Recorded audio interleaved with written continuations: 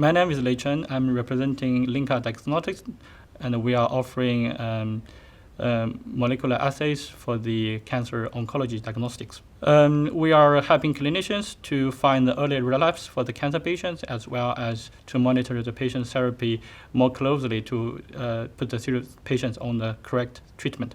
While our solution works using a so-called SuperRC technology, we develop the target molecules into nanoparticles and count the signals from these particles to give us an error-free detection genotyping approach.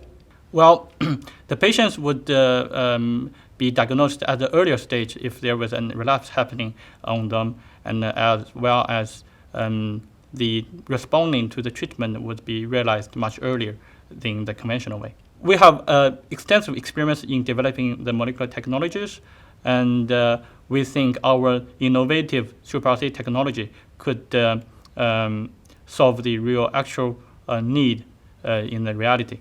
URC has helped me a lot during the commercialization journey of this Linka Diagnostics, and without URC, I would spend a lot of time on this.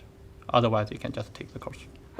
We need people, but in order to have such people, we need proper funding to support us, and also as well as the skills like the business management and etc.